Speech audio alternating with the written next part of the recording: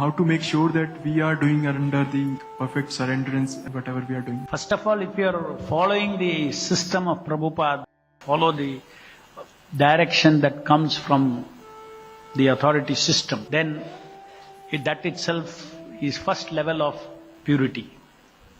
You are already safe.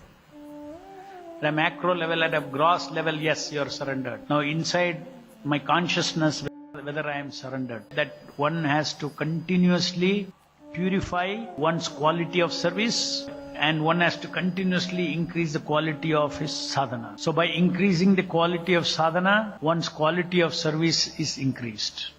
Quality of surrender is increased.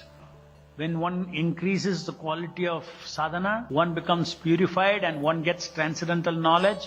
When one gets transcendental knowledge, everything becomes so clear that he can act in a surrendered manner. Without knowledge, one cannot really do pure surrendered service. One has to have transcendental knowledge. That transcendental knowledge and realization comes from sadhana and service